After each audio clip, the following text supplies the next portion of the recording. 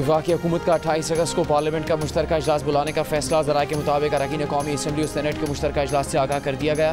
मुश्तरका इजलास में हाजिरी यकीनी बनाने की हिदायत। कौमी असम्बली का इजलास पीर 26 अगस्त को तलब।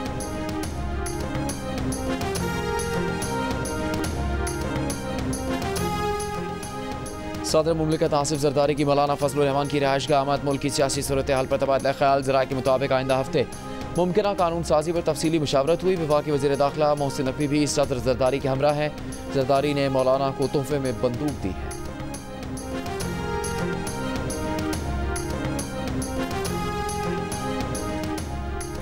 कराची में 25 और 26 अगस्त को मूसलाधार बारिश का इम्कान है। मेयर कराची मुर्तज़ा वहाब ने कराची में रेन इमरजेंसी नाफिज कर दी। बल्दिया उस्मा कराची की म्यूनसिपल सर्विसेज को हाई अलर्ट रहने की हिदायत। तमाम स्टाफ की छुट्टियां मंसूख। कराची के इलाके कारसाज में ट्रैफिक हादसे पर गवर्नर सिंध का रद्द अमल। कहा खातून कार ड्राइवर के शौहर को चाहिए वो वकीलों और दीगर लोगों को खरीदने की बजाय मुतासरा फैमिली के पास जाएं। कारसाज रोड हादसे में जाँ भाग बाप बेटी के बुरसा के साथ खड़े हैं। उनको वकील की पेशकश भी की है। ट्रैफिक हादसे की तफ्तीश के लिए खुसूसी तफ्तीशी टीम बनाने का फैसला। मुलजिमा की मेडिकल रिपोर्ट ताखीर का शिकार। तफ्तीशी ज़राए के मुताबिक मुलजिमा मुसलसल बयान तब्दील कर रही है। मुकदमे में कत्ले खता की दफ़ा लगाकर केस कमज़ोर बनाया गया था। दफ़ात को तब्दील करके कत्ल बिलसबब की दफ़ा शामिल कर दी गई।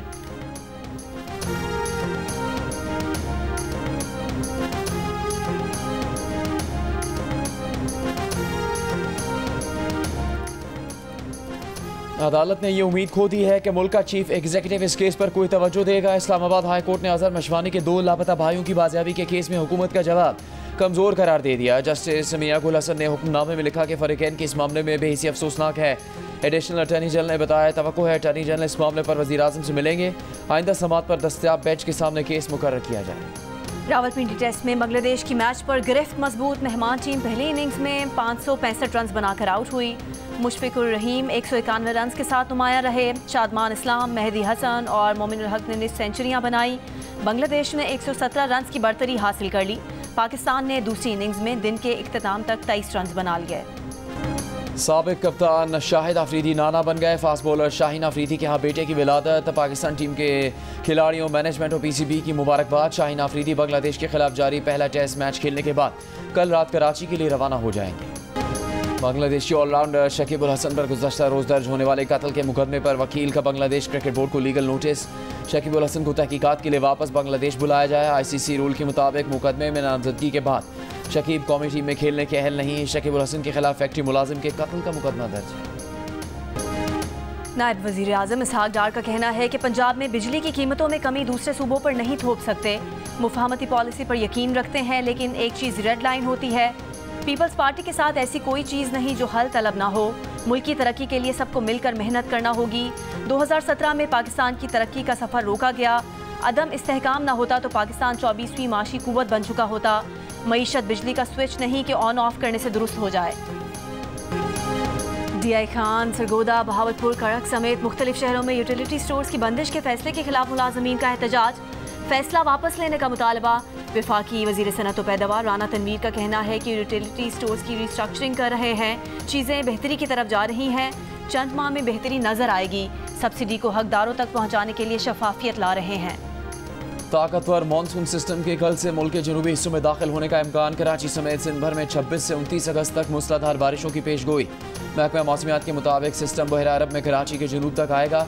कराची में कुछ मकामात पर ज़्यादा बारिश हो सकती है। सिस्टम शिद्दत इख्तियार करके डिप्रेशन बन सकता है। असरात समंदर में तूफ़ानी की सूरत में रहेंगे। महकमा मौसमियात के सिंध और बलूचिस्तान के माहीगीर को 27 से 30 अगस्त तक समंदर में न जाने का मशवरा। PDM का 25 अगस्त से पंजाब में भी मजीद मानसून बारिशों का अलर्ट जारी। DG खान मुल्तान बहावलपुर डिवीजन में मूसलाधार बारिशों के बाद सैलाब का खतरा। लाहौर, गुजरांवाला, रावलपिंडी, मुल्तान, फैसलाबाद, साहिवाल, गुजरात में बारिशें मुतवक्किल। बांग्लादेश में सैलाब से तबाही, 45 लाख अफराद मुतासिर। ढाका और चिटागांग का ज़मीनी राब्ता मुनक़ता, वसी इलाका ज़ेर-ए-आब। बांग्लादेश ने सैलाब का जिम्मेदार भारत को करार दे दिया। कहा भारत ने बांग्लादेश को पेश की इत्तला दिए बगैर डैम खोलकर गैर इंसानी अमल दिखाया। भारत ने इल्ज़ामात को मुस्तरद कर दिया। कहा कि सैलाब शदीद बारिश की वजह से आया। डैम के खुलने के बाद सैलाब आने का दावा दुरुस्त नहीं। वज़ीर आज़म शहबाज शरीफ का chief adviser doctor Mohammad Yunus को खत। सैलाब से निमटने के लिए मदद की पेशकश।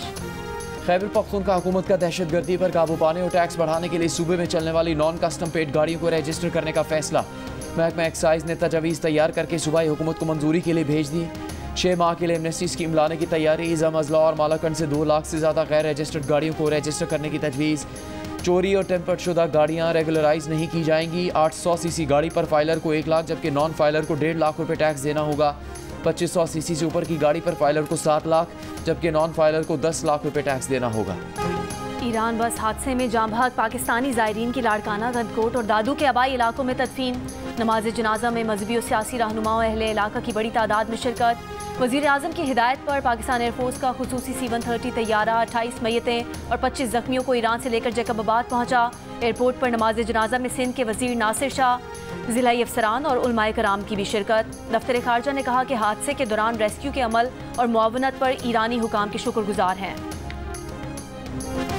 भारतीय वज़ीर आज़म नरेंद्र मोदी के तैयारे ने पोलैंड से वापसी पर भारत जाने के लिए पाकिस्तानी फ़ज़ाई हदूद का इस्तेमाल किया। सिविल एविएशन ज़राए के मुताबिक भारतीय वज़ीर आज़म का तैयारा सुबह 10:15 बजे पाकिस्तानी फ़ज़ाई हदूद में दाखिल हुआ और 11:01 पर पाकिस्तानी हदूद से निकलकर अमृतसर भारत पहुँचा। हुकाम के मुताबिक भारतीय तैयारा चित्राल से पाकिस्तानी हदूद में दाखिल हुआ था, जो भारत जाने के लिए इस्लामाबाद और लाहौर के एयर कंट्रोल एरिया से भी गुजरा। रावलपिंडी में मरी रोड पर वन व्हीलिंग करते हुए 2 नौजवानों की जान चली गई। पुलिस के मुताबिक जैन और उस्मान वन व्हीलिंग करते हुए डंपर से टकराए। दोनों की उम्रें 15 और 20 साल हैं। पाक फौज ने गिलगित बल्तिस्तान में 20,000 फुट से ज़ायद बुलंदी पर फंसे 7 कोपेमाओं को रेस्क्यू कर लिया। 3 रूसी और 4 पाकिस्तानी कोपेमा हाई ऑल्टीट्यूड सिकनेस की वजह से मुश्किल में थे। रेस्क्यू की अपील पर पाक फौज ने आर्मी हेलीकॉप्टर के जरिए तमाम कोपेमाओं को बहिफाजत निकाल लिया। कोपेमाओं ने मदद करने पर पाक फौज का शुक्रिया अदा किया। लाहौर में मारूफ सूफ़ी बुजुर्ग हज़रत अली बिन उस्मान अल हजवेरी अल मारूफ दाता गंज बख्श के उसका आगाज़ अली हजवेरी ने बरे सग़ीर में दीन की तबलीग और इस्लाम की तरवीज व इशाअत में काबिल ज़िक्र किरदार अदा किया। इसराइली फ़ौज के गाज़ा में हमले जारी। सुबह से अब तक 40 फ़लस्तीनी शहीद। खान यूनिस की तबाह इमारत से 12 लाशें बरामद। गाज़ा में 25 साल बाद पोलियो का पहला केस सामने आ गया। 10 माह का बच्चा पोलियो से मफलूज हो गया। गाज़ा जंगबंदी मुज़ाकरात पर सालिसों से बातचीत के लिए हमास वफ़द काहिरा रवाना। हमास का कहना है काहिरा जाने का मकसद मुज़ाकरात में शामिल होना नहीं, सदर बाइडन की मुजव्वज़ा तजावीज़ पर मुश्तमिल मुआहदे पर अमल दरामद के मुतालबे पर कायम है। बैनुल-अक़वामी जराइम की अदालत ICC के चीफ प्रोसिक्यूटर ने अदालत से इसराइली वज़ीर आज़म नेतन्याहू की गिरफ्तारी की दरख्वास्त पर अमल दरामद का मुतालबा कर दिया। आलमी फ़ौजदारी अदालत में मई में इसराइली और हमास रहनुमाओं की गिरफ्तारी की दरख्वास्त जमा कराई गई थी। कराची में पहली बार होने वाली हब मोटोक्रॉस रैली में 3 ख़वातीन समेत 62 ड्राइवर्स एक्शन में। फातिमा अज़हर ने 1.7 किलोमीटर का फासला 1 मिनट 20 सेकंड में तय किया। दीना पटेल दूसरे नंबर पर रहीं। प्रीपेड में तैमूर ने फासला 1 मिनट 5 सेकंड में तय किया। तेज़ रफ्तार शोर मचाती गाड़ियों और ड्राइवर्स की कमाल महारत का भरपूर एक्शन जियो सुपर से बराह रास्त नशर किया जा रहा है।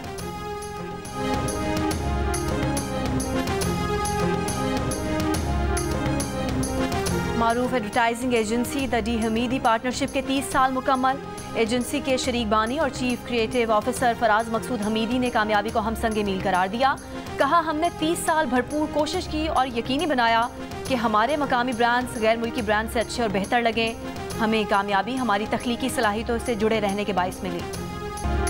और गज़ल हो या गीत, पॉप हो या सेमी क्लासिक, सजाद अली ने जो सुर लगाए सबके मन को भाए।